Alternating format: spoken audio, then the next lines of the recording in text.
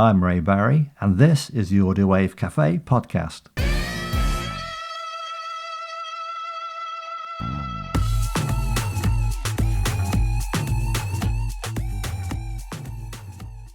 On this episode, my guest is songwriter and producer John Bradley, who was in Coventry band The Editors, amongst many others. Later, I'll also be playing one of John's original songs, Lily in the Rain. First, I talk about the K-pop phenomenon, and I'll also be shining a spotlight on Nirvana's iconic album, Nevermind. We should move on.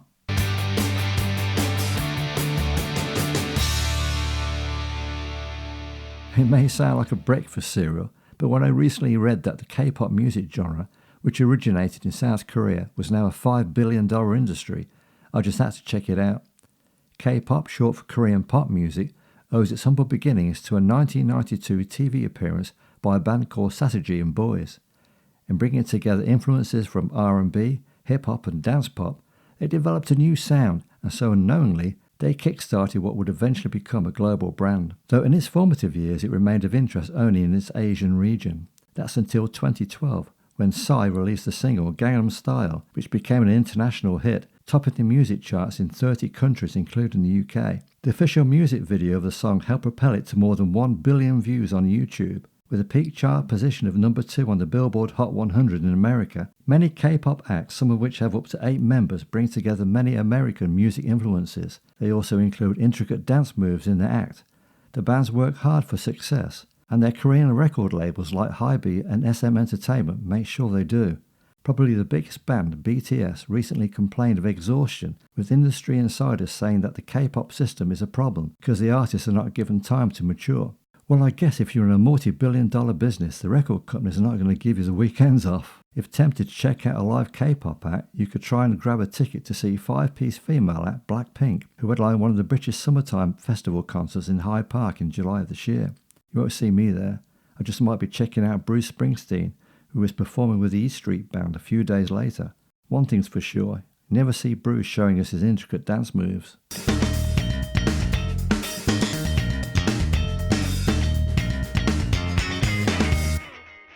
My guest today is songwriter, multi-instrumentalist, vocalist and producer John Bradley, originally from Coventry. He now resides on the South Coast. John, thanks for joining me on this call. Ray, thanks very much for the invite. It's really nice to meet you. Thank you. John, aka Pompey Jazz. Now that's an interesting name. The mystery of the Pompey Jazz name. Well, it's not as exciting as it might seem. It all goes back to the days when the internet was first invented and you had to sign up for an email address. And at the time I had 2 dogs, one called Pompey and the other called Jazz. So it's Right. so it sort of morphed from there. And then, of course, you join various groups and forums and stuff like that. And it was just like a sort of recognizable name, and the handle sort of stuck. So Pompey Jazz it is. So it's, Well, I like it because I can remember it instantly. Pompey Jazz. oh, that's No, good. That's good. I mean, a lot of people think, oh, he must do sort of jazz music. But, well, sometimes I delved into jazz, but no, it doesn't sort of really reflect where I'm coming from musically. okay then. That's that cleared up. From 1979 to 1982, you were in Coventry band The Editors, but the band has recently got back together again. Why was that? Great little band, a bunch of friends. I mean, we were all sort of 17, 18 in 1979. Doing the majority of songs we were doing were covers. And then we started writing together, and we wrote and wrote. We did a lot of gigs around Coventry and Birmingham and all around the Midlands, really. We eventually sort of disbanded about 1982, but we've always sort of kept in touch over the years, and we've always had this sort of connection. I don't know what it is. It's like, writing songs together. All of the lads wrote a little bit, and we all sort of played the other instruments as well, so we could all have a go on the guitar, go on the bass and stuff like that. So I don't know quite how it came about, but I mean, I've been working with Tony, the guitarist, and we did a few songs together, a few new ones. And then Rex, who was the bass player, and I don't know whether you know Rex Bruff, he's an absolute musical encyclopedia and fine producer, might I say, and Martin Birch as well. Well, we started to do some recordings of some of the old songs, and then we interspersed them with some of the new songs. Through that, we produced an album. Then we sort of moved on to do another album, which again we did a couple of re-recordings of one of the old songs, but it was a sort of different version of it. And then we got a second album out, and we're probably well on our way to doing our third at the moment, because I think we've probably got about another 12 that we could knock into an album. It's been wonderful working in this sort of online four-way collaboration. There's like absolutely no egos involved. Everybody's an equal part of the process. Where can people listen to that stuff? We're not the editors anymore because some other band stole our name. American band, and one from Birmingham. So we rebranded ourselves as the Auditors. Slight name change, but we're on the usual platforms on Spotify and all the usual gubbins, Apple Music and blah blah blah. Later, you were in several other bands, Night Flight and No Pablos, and in 1995 you quit the music business with a 20-year break. What happened? Yeah, right. Okay, so after the Editors was Night Flight. We were 9-piece jazz funk band. We had some great times. We did a lot of live work. We did a single in 1984, recorded at Horizon Studios. I mean, the big problem with Night Flight was keeping a 9-piece band on the road, keeping everybody happy. After that, I did some work with Tony White again in a band called Crystal Carnival, and we did some demo work at Cabin Studios with Paul Sampson. Tracy at the Primitives she was singing backing vocals on that session, so that was quite interesting. And then so joined the O Pablos. I mean, the O Pablos, we really we did sort of Tex-Mex covers. We used to run a club at the Earlsden Cottage called the Monday Night Club in the back room of the Earlsden Cottage, which was like quite famous in Coventry for its music. And we thought we had a nice little arrangement where we'd always sort of open up as the sort of host band, and we'd have a different guest on each week. And then the last 45 minutes, we'd have like a sort of jam, and we'd get all sorts of people popping in. It was a really lovely evening. You know, around that time, I had sort of quite a serious job and married. So, yeah, I mean, after that, I just didn't do anything musically orientated for sort of 20 years. I mean, I don't think I ever lost the love. It was just like the whole thing about going out, playing live and stuff like that, really. In 2014, you decided to invest in home recording equipment, so you got the music bug again then. 2014, I had a bit of a health scare. I ended up in hospital. I had to have quite a major operation. So come out, and I was thinking, I've got to get into this music stuff again. So I did a bit of investigation into the technology involved, and my ethos was I'm going to try and do this for as little or sort of no cost as possible. Obviously, that's not quite possible to do because you do need some basic equipment like a digital audio workstation, microphone, audio interface. I downloaded something called Reaper, which is a digital audio workstation. I think it was difficult at first because when you're doing it on your own and you're getting no sort of feedback, you know, it's difficult to gauge when you hear your own music. I mean, I just really, really hate hearing my own voice. It's getting some objectivity into, you know, what you're doing is very important. I think what really helped me out there was I joined a forum called the UK Songwriter Forum. People on there from all over the place, all over the world. But it's great because what you do is you'll post a song, you'll review other people's songs, and then people will come back with critique on your songs. Very much give and take. So people might say, well, the bass is a bit loud on that. Have you tried, you know, putting a bit more reverb on your vocals? You need to EQ this. So you start to learn all these like techniques about EQ and compression and reverb. So it's very much, you know, what you put into it, you get out of it. Also, you know, we did sort of a number of challenges like write a song in this particular genre. Here's a picture, write a song about it. I also had the chance to collaborate online with other musicians, which was an absolutely fascinating process. I think I've probably maybe collaborated with about another 20 musicians. I met two lads who were both based on the South Coast, and we did sort of we put an album together of our sort of three-way collaborations. Well, wonderful experience. Sounds like something an aspiring songwriter ought to get into or check it out. The UK Songwriter Forum, yeah. Yeah, okay then. So can you tell me something about your recording equipment and recording process? Yeah, right. Okay. So, as I say, I've got Reaper, which is my digital audio workstation. I've got a little audio interface, which is a Focusrite. It's just basically all it is one microphone in and one instruments channel in. It's only a small little box, probably less than 100 quid. Through Reaper, I can do MIDI programming. So I've got a sort of MIDI keyboard. I can play the keyboard. And then if I make mistakes with MIDI, the wonderful thing about that is that you can just edit all your mistakes out. A bit like what you can do in your podcast, right? Yeah, that's right.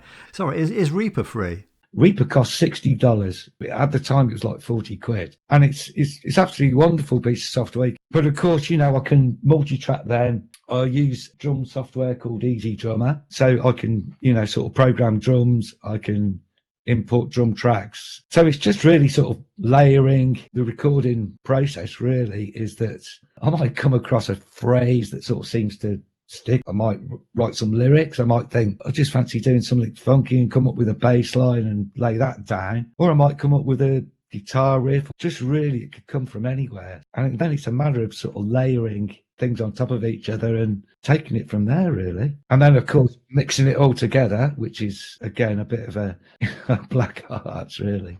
So for a few £100, a musician could set up a home recording studio? I think so. I mean, you're going to need a computer, digital audio workstation, a decent mic. I mean, I say my microphone costs like 90 quid, and I think I'll get pretty good results out of it. Audio interface, maybe that was about 80 quid. Software's 40 quid. So it's not a lot of money, really, when you think about what you can produce, really. In 2020, you collaborated with French writer and vocalist Cécile. You have now completed 5 albums together. How did you find the experience? Absolutely wonderful experience. Cécile, I met her on SoundCloud. I listened to a couple of songs. I thought she's got a fantastic voice. Thought I'll be cheeky. I'll ask her if she'll sing one of my songs. So I'd like sort of like a French sort of style acoustic type song, and she said yes. I thought, oh, this is wonderful. So this was just at the start of lockdown 2020. You know, of course, with the power of the internet, you can exchange files and stuff like that. So she sent me some vocals and it did an absolutely wonderful job. So I said, right, shall we do another one? Anyway, just sort of more from there. And Cécile sent me some lyrics. She said, what about these? Can we do something? Maybe we do like this sort of style song. So it just sort of morphed and expanded from there. And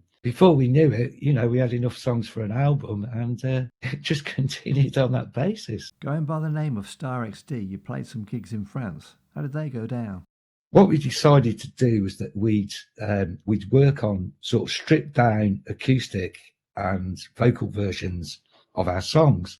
So we did a bit of practicing, and then we did quite a few gigs in France. The reception was amazing. I mean, it's slightly different to playing in England. It seems that in France, when people come along and listen to music, they listen to the music. Whereas, you know, I've done some gigs here and there's people yapping away in the background. And, are you here to listen to the music or not? We did a lovely gig in a place called Cabaret Le Grenier, which is basically the second oldest cafe in France. It's in the middle of Grenoble, and it consists of a bar, a restaurant, and upstairs there is a little cabaret club, and it's all done in the sort of West Bank style.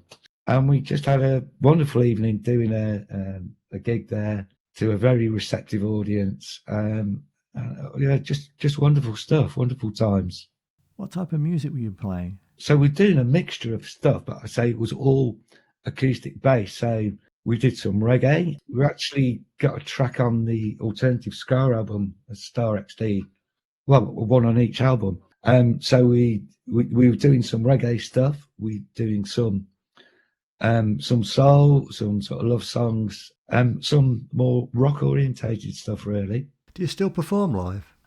We haven't done for Star XD for a while. I've personally been doing some open mics just recently, just locally, and yeah, I'm really enjoying doing that.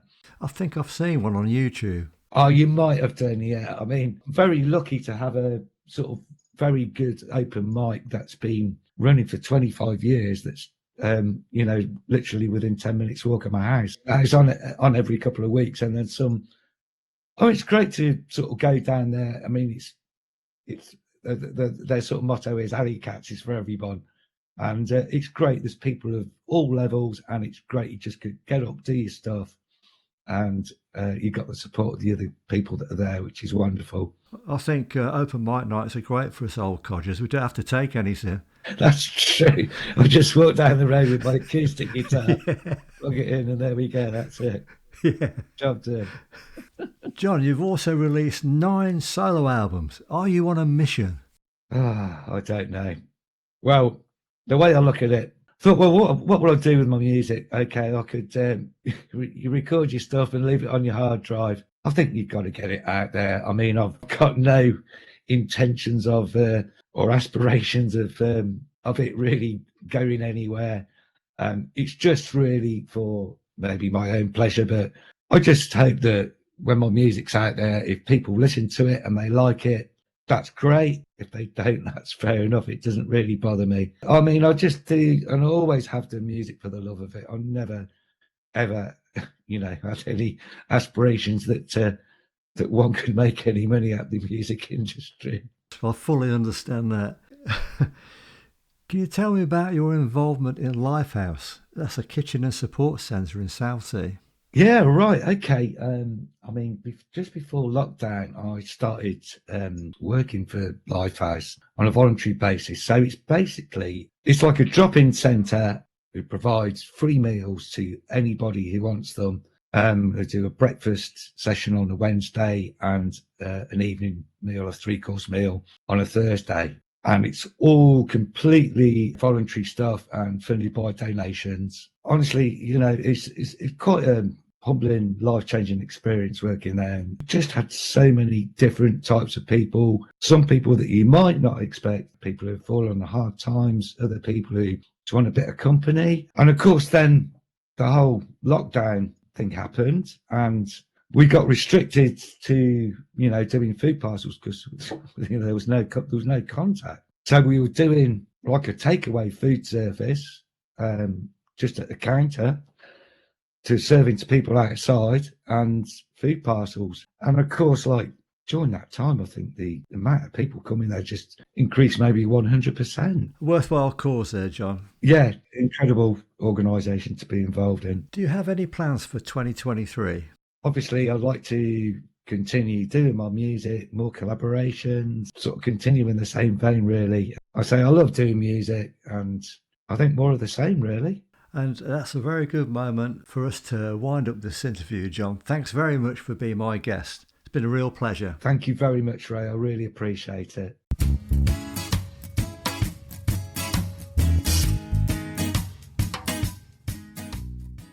On the 24th of September 1991, DGC Records in America released an album that would forever change the musical landscape. To a wider public, it introduced grunge, a genre of rock music that had been around for a number of years but had remained on the fringes of mass popularity. The album was Nevermind, and the band was Nirvana, comprising of Dave Grohl, drums, Chris Novoselic, bass guitar, and Kurt Cobain, songwriter and guitarist. The album was produced by Butch Vig. His vision in what was required in the recording studio to produce a more radio-friendly album than the band's previous debut album, Bleach, helped propel Nevermind to worldwide iconic status, and to date it has sold more than 30 million copies and earning 6 platinum discs in the UK alone. Nirvana's striking album cover showed a baby boy in a pool, swimming towards a dollar bill that is hooked onto a fishing line. Interestingly, that baby grew into a young man named Spencer Eldon. In 2016, he sued everyone who contributed to the album cover, citing extreme and permanent emotional distress, though previously he had said that he was grateful to be on the cover of such a massive album. Late August 1991, Smells Like Teen Spirit, taken from the album, was released as a single in America, and several months later in the UK. The record company and the band at the time didn't think it stood any chance of being a hit. The single eventually turned platinum in 10 countries, and more than 1 billion streams on Spotify. At the time, Dave Grohl said, the band were just trying to make cool, short, catchy, powerful songs, like a punk rock Buddy Holly, and in that they succeeded, with other songs from the album such as In Bloom, Lithium, Come As You Are and Polly. On the 15th of April 1994, Kurt Cobain committed suicide. The band disbanded and they went their separate ways. These days, Butch Vig is still producing and is also the drummer in Garbage. Dave Grohl is still the frontman in the very successful Foo Fighters. And Chris Novoselic is studying for a law degree and also playing bass for a band called Third Secret. Oh, and Spencer Eldon, who lost his lawsuit in September 2022, is currently appealing the ruling. At the upcoming 65th Grammy Awards in Los Angeles, Nirvana are being honoured with an award for creative contributions of outstanding significance to the field of recording. You know, there is so much of the establishment that Kurt Cobain didn't approve of, but I'd like to think that he would have been very proud of that particular accolade.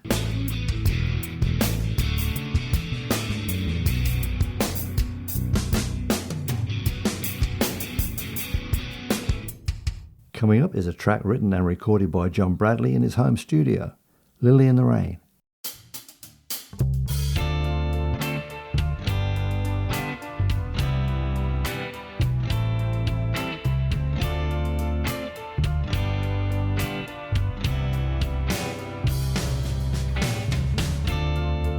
I'll never forget that day when you came home to stay. Be with me now for all these years. We loved together and we've shed some tears. And always you're there for me, looking to my eyes. I'll be walking Lily in the rain, hoping that the sun will shine again.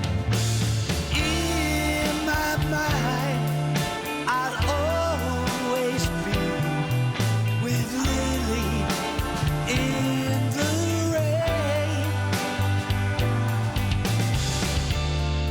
We've traveled oh so long. You help me carry on. Anytime that I need a friend, I look at you and you're always there. And even in the darkest times, you make me feel alive. I'll be walking Lily in the rain, hoping that the sun will shine again. In my mind, I'll always be with Lily in the rain. I'll never forget that night with you sitting there by my side. We waited till the morning light, then drifted away, away. I'll be walking Lily in the rain, hoping that the sun will shine again. In my mind, I'll always be with Lily in the rain. My Lily in the rain. That was Lily in the Rain by John Bradley, and many thanks for being my guest. On the next episode is singer-songwriter Kirsten Smitten, and she'll be telling us about her musical journey. I think that's about it. Yeah, I'm done. Till next time.